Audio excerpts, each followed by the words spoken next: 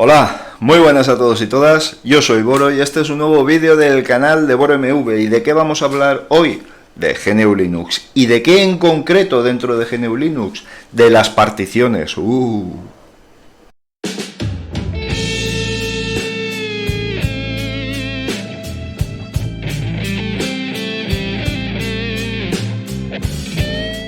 Y hago el gesto de porque las particiones son eso que se ve en una noche oscura, tenebrosa, con luna llena, con relámpagos al fondo, murciélagos bateando por el cielo, aullidos de seres indescriptibles y amenazantes las particiones para todos aquellos que empiezan en GNU Linux. Pero explicarlo de una manera básica no es excesivamente complicado. Y sí que es cierto que muchos de vosotros y vosotras habéis hecho alguna pregunta al respecto, habéis tenido inquietud al respecto. Bien, hay que recordar que todos los sistemas operativos tienen particiones y se gestionan mediante particiones. En el caso de GNU Linux vamos un paso más allá. Y esas particiones podemos colocarlas donde nos interese y tenemos un mundo de posibilidades al respecto. ¿Con qué finalidad? Pues con la finalidad de tener cada uno de los bloques que componen el sistema operativo en el lugar donde más nos interesa. Por ejemplo, en este PC, mi PC, tengo dos unidades SSD. Iba a decir discos, mal dicho, no son discos, son unidades SSD. Discos de estado... Solid State Disk, ¿no? Sí, además es que se llaman discos originalmente. Bueno, bien, que se me va la pelota. Tengo dos, como os digo. Uno que es un SanDisk de 64 GB, de antiguo, pero en buen uso, en buen estado de salud. Y otro que es un Samsung Evo 860 de 500 GB. ¿Qué tengo en el disco SSD de 64 GB? Tengo el sistema operativo y poco más. Sistema operativo que sobra disco por encima de la cabeza. Y en el de, poco más, el gestor de arranque, etcétera, etcétera, etcétera. Bien, y en el de 500 GB tengo Home, datos, solo datos. ¿Por qué se hace esto o incluso por qué se fragmenta más? Que es lo más recomendable, por cierto. Pues porque imaginad que se estropea la unidad donde tengo el sistema operativo. Tengo a salvo todos mis datos en la partición Home, que es todo el disco, la unidad SSD.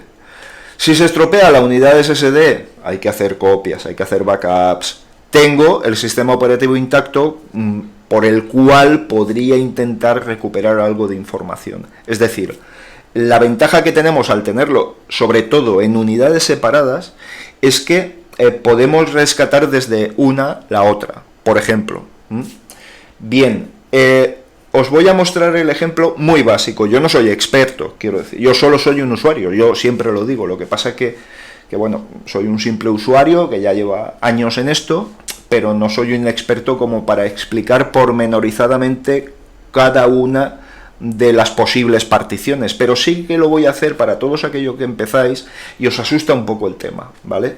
Porque inmediatamente cuando entráis a GNU Linux oís dos cosas que os aterrorizan: particiones y terminal. Eso os aterroriza. Además, los más versados, lo que llevamos ya un tiempo en GNU Linux, tendemos mucho a incidir sobre esos dos puntos, ¿de acuerdo? Entonces, vamos a ver si puedo dejarlo más o menos claro. Para ello, voy a hacer una instalación virtualizada de Linux Mint. ¿Por qué? Pues porque lleva el mismo instalador que todas las Ubuntu. Entonces, digamos que pienso que sería lo más difundido. De todas formas, asimilar eso al instalador de Debian es muy sencillo, porque enseguida te va a resultar familiar, al igual que con cualquier otro tipo de instalador. Llega un momento en la instalación que te dice si quieres que el sistema haga las particiones automáticamente o las haga de manera manual. Bien, en todo caso, si solo tuviéramos una unidad, yo recomendaría hacer una partición Home y una partición raíz, boot, etcétera, etcétera. ¿Por qué? Pues porque puede que se nos corrompa el disco, pero tengamos la otra partición disponible para poder recuperar datos, ¿de acuerdo? Es un poco más complicado, pero es así. Yo siempre insistiré, primero, primero y principal, no lo hagáis todo en un disco. Es preferible que cuando compréis un equipo nuevo, y ahora que son todo SSDs, tengáis, sobre todo con GNU Linux, una SSD de 32 gigas, de 30 gigas, de 40 gigas, de 60, me da igual, que vale muy poco dinero para el sistema operativo, y tened al menos otro SSD ya con una capacidad interesante para el resto. Estamos hablando de que al final no va a ser tan grande la diferencia entre comprar un disco muy grande o comprar un disco pequeño y uno mediano. ¿Me explico? Entonces yo os aconsejaría esa situación, ¿vale? Ese setup. Creo que es bastante más rentable. De todas formas, vamos al escritorio y aquí os digo cómo va todo. Venga, vamos. Bueno, pues ya estamos aquí. Antes de nada me gustaría mostraros las particiones que tengo hechas. Es muy sencillo. En mi sistema, para que más o menos os hagáis una idea de cuál sería una de las formas de solucionar esto. Venga, yo utilizo Gparted y veréis cómo, fijaos, tengo un disco de 500 gigas, 465 y pico, lo que quiera poner, y veis que tengo ocupado pues aproximadamente un 33%, ¿vale? Estaríamos hablando que de 500 gigas pues tendría ocupados unos 180 y tantos, por ahí andará la cosa, ¿vale? Bien, y luego fijaos cómo tengo en la otra unidad, la que os he comentado, de 64 gigas en principio, y veréis que tengo una Linux Swap. No hagáis caso, se me fue el dedito en la instalación, tenía prisa y ya no quise tocarlo. De todas formas, no se ha escrito nada sobre el swap, ¿vale? Con 16 gigas no se escribe absolutamente nada, y con 8 tampoco. Y sobre todo si tenemos discos SSD, que fijaos, antes os he comentado el por qué no era recomendable. ¿Por qué? Porque si tú tienes esa porción del disco reservada para intercambio, quiere decir que cada vez que satures la RAM va a ayudarse de esa partición y va a escribir y escribir y escribir continuamente sobre esa partición. Y recordemos que los discos SSD se deterioran sus celdas cuando se escribe sobre ellas, ¿de acuerdo? Entonces, por eso no se recomienda la swap nunca en un SSD, nunca. Eso sí, si no hay más remedio porque tenemos un equipo en el que no es posible ampliar la RAM y tal, bueno, pues oye, pues en fin, hay casos y casos, pero en principio no es recomendable. Voy a ponerme aquí el móvil para que no vaya dando vueltas por ahí. En principio no es recomendable. Entonces, yo aquí en esta partición tengo el arranque y software y operativo, ¿de acuerdo? Lo tengo todo metido ahí. Y veréis que tengo ocupado pues lo mismo, más o menos, de 60 gigas, un 30%, pues 20 gigas, con absolutamente todo instalado. Con lo cual veréis que, aparte de que GNU Linux ocupa muy poquito, con 20 gigas tenéis suficiente, y con un SSD de 32 gigas también, ¿vale? Siempre recomiendo tenerlo todo en unidades separadas. Como he dicho antes, mejor tener dos unidades, una mediana y una pequeña, que una grande para todo. Mucho mejor siempre. Así que os he mostrado cómo lo tengo instalado, y ahora vamos a ver. Bueno, veis que tengo el raíz todo en ext4, y ahora pasaremos a hablar también de los formatos. Bien, sí, vamos allá directamente. Vamos a abrir el nuestro Gnome Boxes, y vamos a hacer una nueva instalación con Linux Mint, como os he comentado. Muy bien, ahí lo tenemos.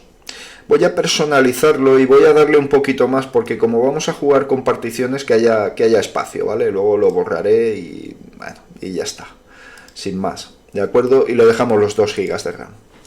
Bien, creamos y pues arrancamos Linux Mint. Luego, una vez dentro, haremos la instalación. Bien, aquí hay que tener solo un pelín de paciencia, y ya veis que arranca enseguida. Ahora lo pondré con una resolución más adecuada para que se pueda ver todo bien y ya está. Bien, un poquito de paciencia. Solo un poquito, solo un poquito. Ya está a punto. Ya ha dado señales de vida, perfecto. Vamos a subirlo y vamos a configurar la resolución de la pantalla y vamos a decirle, siempre me lío un poquito con Mint, pero porque es muy diferente a lo que estoy habituado a usar. Vale, estamos aquí, pues vale, le decimos que se nos vaya a 1920 por 1080, aplicamos Keep this configuration y ya lo tenemos a 1920 por 1080. Mirad qué chulo, es que el fondo es precioso. Es precioso, es muy parecido al que tengo yo de Debian, ¿eh? Fijaos, el fondo negro gris muy oscuro con el logo en clarito. Bueno, bien, vamos a instalar Linux Mint y ahí veremos el porqué de determinadas cosas. Ya tenemos el instalador aquí. Español. ¿De dónde? ¿De dónde queremos el español? ¿De España? ¿De España? Fijaos que tenéis muchos otros españoles, como es lógico, hay muchos más hispanoparlantes en América que en España. Creo que está glitcheando la pantalla, pero bueno, no lo puedo ver a tiempo real. Pero bueno, bien. Bien, continuamos. Instalamos los códecs multimedia. En este caso no los vamos a instalar porque ¿para qué? Bien, seguimos. Un poquito de paciencia y ahora enseguida llegaremos a la zona. Vale, aquí estamos. Ya estamos aquí. Bien, ahora es donde empieza lo mollar, donde empieza lo interesante. Voy a mover un poquito aquí. Eso es, aquí creo que irá mejor. Bien, tenemos varias opciones. La opción de borrar el disco entero e instalar Linux Mint, para lo cual podemos hacer una instalación cifrada o crear las particiones manualmente, redimensionarlas, etcétera, etcétera, etcétera. Bien, nosotros le vamos a dar más opciones. En el caso de que queráis una instalación automática, todo en una unidad y oye, pues un equipo que queréis que bueno, sea de batalla y si se estropea la instalación no pasa nada, pues adelante, si es que para eso está, ¿vale? Ojo, funciona perfectamente. Aquí únicamente estamos intentando anticipar posibles problemas. Posibles. Continuamos. Bien, aquí tenemos la partición limpia y sí que está glitcheando la pantalla. Tengo a mi izquierda, que no lo veis, tengo a mi izquierda el nombre boxes. Bueno, no sé por qué lo hace, pero en fin. Igual utilizo otro sistema de virtualización un poquito diferente. A ver si ahí tenemos menos problemas en ese sentido. Bien, vamos a crear particiones, una nueva tabla de particiones. Bien. Ha seleccionado particionar el dispositivo completo. Si continúa, creará una tabla de particiones. Muy bien. Sí, es lo que te he dicho, que es lo que quiero que hagas, ¿no? Bien, ahora que tenemos aquí un espacio libre. ¿De acuerdo? Muy bien. Nos vamos a él y veis aquí este signo más. Bien, ¿qué queremos hacer en este espacio libre? Muy bien. Aquí queremos darle, por ejemplo, vamos a darle, no sé de cuánto he creado la partición, vamos a hacer una partición de 25 gigas. Aquí esto se podía configurar, pero bueno, sería 25.000 megas aprox. ¿Vale? Muy bien. Ya tenemos una partición de 25.000 megas, 25 gigas, para sistema. Vamos a hacer primero la de sistema operativo, aplicaciones, etcétera, etcétera, etcétera. Muy bien. ¿Qué vamos a utilizar? Aquí viene ya uno de los puntos importantes. ¿Qué sistema de fichero vamos a utilizar? Os digo que ext4 es un sistema transaccional y bueno, es el que por defecto tenemos en prácticamente todas las distribuciones de Linux. Btrfs está pensado para sustituir, igual que hizo XT4 a XT3. No quiero extenderme mucho porque no os quiero liar con esto, ¿vale? Permite otros empaquetados, la creación de snapshots, etcétera, etcétera, etcétera. XFS, Razer. Nosotros, si vamos a movernos exclusivamente con GNU Linux, vamos a utilizar ext4. Entonces, ext4 es la opción por defecto, es un sistema de ficheros consolidado, que funciona muy bien, o sea que ningún problema, ¿de acuerdo? ext4 transaccional. Bien, recordemos que aquí es la partición donde está el sistema operativo y donde se instalan las aplicaciones, ¿vale? Muy bien. ¿Qué queremos que sea esto? ¿Home? No. Os voy a explicar cada uno de ellos qué es. Bien, boot, os lo voy a explicar, es donde están los ficheros de arranque del sistema. ¿De acuerdo? ¿Dónde queremos que estén los ficheros de arranque del sistema? Todo esto se puede particionar, como os he dicho antes, para colocar cada uno de ellos en una unidad diferente, por ejemplo. Bien, Home es donde se ubican todos nuestros ficheros de datos, nuestros documentos, por ejemplo, nuestra música, nuestros vídeos, todo esto, ¿de acuerdo? Bien, TMP, como su propio nombre indica, es un espacio temporal, donde las aplicaciones se apoyan y generan ficheros temporales para su desempeño que sea mejor, ¿de acuerdo? Muy bien. User, USR, a ver cómo lo explicaría mejor, contiene los ficheros de la mayoría de programas instalados por usuario, ¿de acuerdo? Bien. Var, tengo que recurrir a la chileta, ubica generalmente información que varía con el funcionamiento del sistema. También incluye en muchos casos los directorios raíz de servidores, web, colas de correo, etcétera. Como veréis, hay cosas que son un poquito más complicadas de comprender. Aquí en OPT se ubican los programas que añaden los usuarios, diferentes del sistema operativo. O sea, es decir, en OPT, en /OPT, ahí tenemos, en esa dirección tenemos los sistemas que se instalan. Y bueno, en user local, pues evidentemente, pues tenemos las configuraciones de los programas que instalamos y todo eso. Bueno, a grosso modo. Como veréis, es se puede hacer de muchas maneras, ¿no? Bien. Le digo que aquí sea el punto de montaje raíz, donde me mete todo lo necesario para que el sistema operativo funcione. ¿De acuerdo? Hemos quedado 25 gigas, etcétera. Muy bien, ok.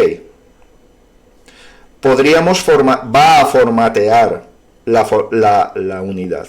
¿De acuerdo? Como antes hemos dicho que íbamos a movernos con 50 gigas, vemos que hay otros 25 libres. Bien. Cogemos, le damos al más y le decimos que esto sea, muy bien, ficheros X. Mira, vamos a crear un swap. ¿De acuerdo? De aquí vamos a decirle que 2 gigas sean de swap, o sea, serían más o menos 2000 megas. ¿De acuerdo? Y le decimos que esto sea un área de intercambio. Simplemente. Le damos a OK y veremos enseguida cómo nos ha creado un área swap de intercambio. Bien, ¿cuál es el tamaño necesario para crear un área de intercambio? El tamaño de un área de intercambio. Bueno, esto es muy... Hay autores que lo explican de 1000 maneras. Por ejemplo, mirad, David 8bis dice que lo ideal para la partición swap es asignarle el número de gigas de memoria volátil multiplicado por 2, en este caso sería 8 gigas, es decir, si tienes 4, pues 8 gigas de swap, si tienes 2, 4 gigas de swap, ¿vale? Hay autores que dicen que se ponga lo mismo, hay otros que dicen que se ponga un 1,75 más, dadle, pues David 8 bits es un tipo sensato y tal, oye, pues le dais el doble. ¿Qué hay? 4 GB de RAM, 8 GB de swap. Ningún problema. Hay quien incluso dice que se ponga la mitad. O sea que, o lo mismo o el doble, más o menos, porque tengáis una guía. Si David 8 bits dice el doble, el doble. Ningún problema. Ojo, ojo, si tenéis unidades SSD, se pueden deteriorar por poner un swap si tenéis muy poca RAM, si esa swap está continuamente trabajando. En discos mecánicos no, en discos mecánicos podéis utilizarlo sin absolutamente ninguna traba, ¿de acuerdo? Muy bien. Vemos que el área swap no se formatea. Nos sigue quedando de espacio libre 23 gigas, que podría ser otra unidad. En vez de SDA1 sería SDB y tendríamos exactamente lo que teníamos antes. O SDC, o SDE, o SDF, tantas SDX como unidades tengamos. Y en cada una de ellas se puede hacer esta misma operación. ¿Me explico? Bien, el espacio libre que nos resta, 23 gigas. Muy bien, le damos a más y le decimos que queremos que esto sea nuestro home. Vamos a decirle que sea donde nosotros guardamos donde tenemos las carpetas de descargas, vídeos, música, etcétera, etcétera, etcétera. Muy bien. Sistema XT4 transaccional y le decimos que sea nuestro home. Ahí lo tenemos. Y le decimos OK. Y ahora enseguida lo tenemos aquí. Si no os apareciera la comilla del formateo, podéis botón derecho sobre la partición que queréis modificar y le decís cambiar. Y aquí veis cómo tiene la opción, aquí sale por defecto porque no había tabla de particiones, pero puede ser que sí que la hubiera, en cuyo caso sí que habría que darle la opción de formatear, ¿de acuerdo? Muy bien, pues fijaos, tenemos el XT4 de SDA1 como raíz, donde nos va a guardar todo, absolutamente todo. Nos va a guardar los ficheros del sistema, las aplicaciones, etcétera, etcétera, etcétera. Tenemos el área de intercambio swap, recordad que en los SSD no es recomendable, para complementar los equipos que tienen poca RAM. Hay equipos que tienen la RAM soldada, entonces obviamente necesitas una solución. Hay equipos, yo he visto, que precisamente para obtener swaps tienen un disco mecánico y tienen un disco SSD.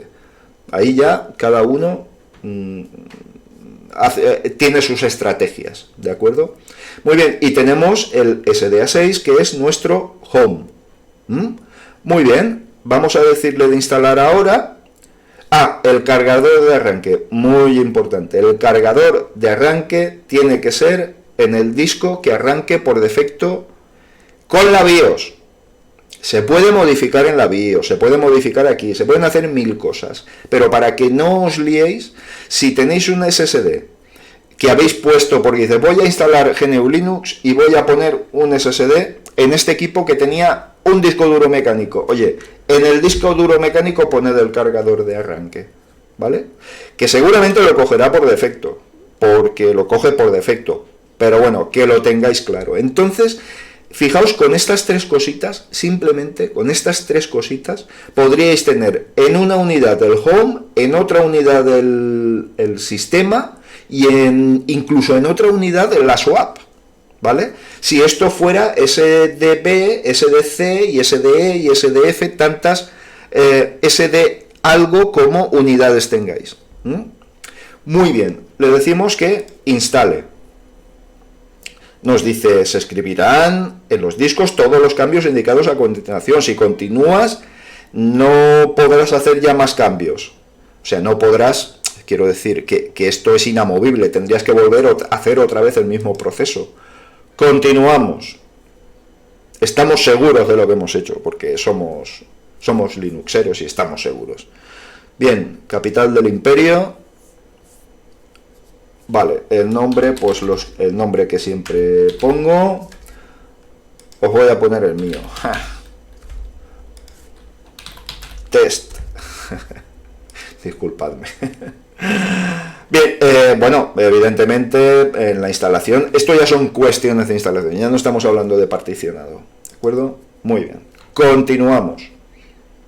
Insisto, esto es un tutorial muy sencillo, de 2 o 3 opciones básicas, para que los que empezáis tengáis una orientación de cómo funcionar, ¿de acuerdo?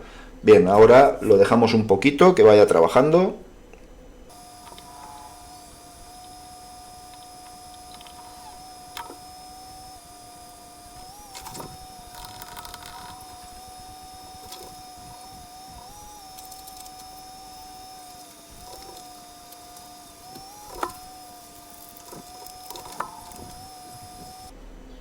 Bien, como veréis, ya ha terminado la instalación y nos dice si queremos reiniciar ahora.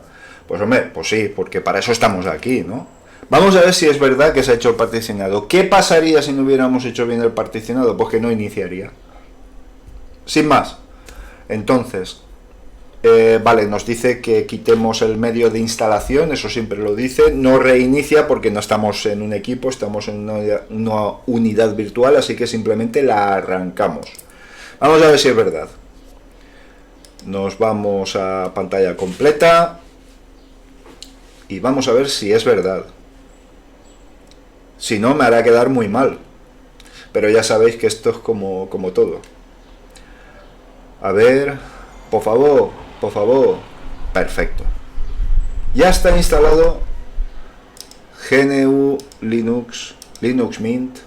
Vamos a... porque no sé por qué no guarda la configuración, así que nada, tampoco nos preocupa demasiado. Y nos vamos a la pantalla, aquí está, la pantalla, y le decimos pues que nos la haga a una resolución que esté bien, una cosa que esté bien. Vale, muy bien, aplicamos, vale, sí, ya lo había hecho, perfecto. Aquí lo tenemos, a 1920 por 1080, maravilloso, es que es muy bonito, no me cansaré de decirlo. Bien, vamos a ver, no recuerdo ahora Mint que utilizaba analizador de uso de discos, ¿vale? La herramienta discos. Bien, vemos que en... esta es la herramienta que lleva por defecto, ¿vale? Bien, vemos cómo tenemos una partición, la partición 1, xt4 de 25 gigas. Recordamos que aquí es donde instalábamos el sistema. Una partición de 25 gigas que está partida en una de 2 gigas para swap y otra de 23 gigas para datos, para home. ¿De acuerdo? Vamos a ver cómo es verdad y no os estoy engañando. Bien, esto es... bien, no sé, aquí pues bueno, cosas diversas, que se monta cajas. A ver, vamos a verlo, por ejemplo, con el administrador de archivos. Bien, si nos vamos al dispositivo, vemos cómo en propiedades... Ahora le costará un poquito, pero ahora enseguida llega a los 25 gigas que le hemos dado, ¿vale? No hace falta que os lo enseñe, pero bueno, bien.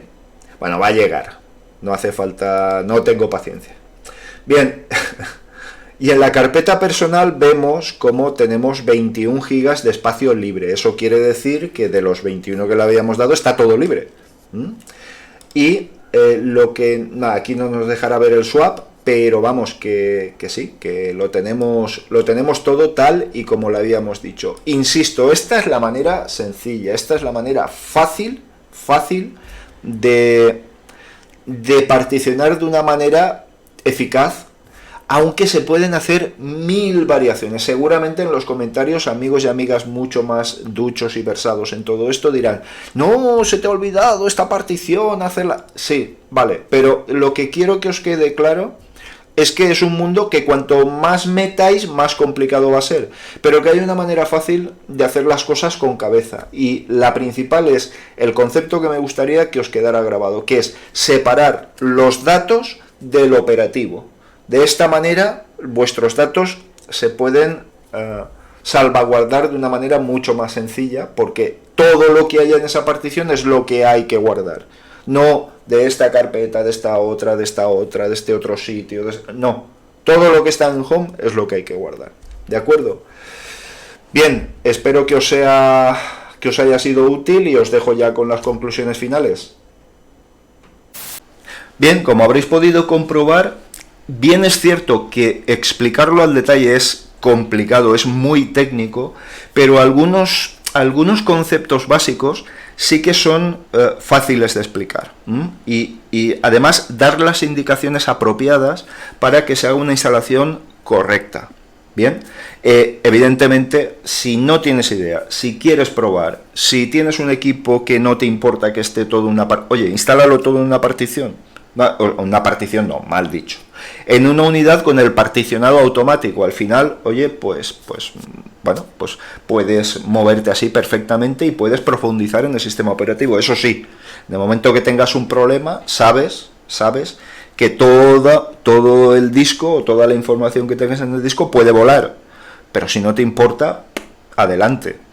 Hay veces en las que sí que se hace así cuando tienes un servicio virtualizado, por ejemplo. ¿Por qué? Porque si se corrompe la virtualización, ahí es absurdo hacer particiones, porque vas a tener, se te va a corromper todo. Entonces sí que se utiliza, y mucho más de lo que parece, servicios virtualizados, servidores virtualizados, etcétera, etcétera. De manera que se hace una instalación de un sistema operativo base y se virtualizan determinados servicios, incluso operativos completos. ¿De acuerdo? Si se estropea eso, se estropea solo eso. Pero puedes generar una imagen de esa virtualización y recuperar información o volver a arrancarla. Es un poquito más complejo, pero es una forma de trabajar bastante habitual en empresas. Bien, espero que os haya sido de utilidad. Evidentemente me voy a dejar muchas cosas en el tintero, seguramente los más técnicos van a echar en falta cosas, pero creo que de una manera básica para aquellos que empiezan, por lo menos para que le pierdan el miedo al tema del particionado, ¿de acuerdo? Venga, lo dicho, muchas gracias y nos vemos en un siguiente vídeo. Chao.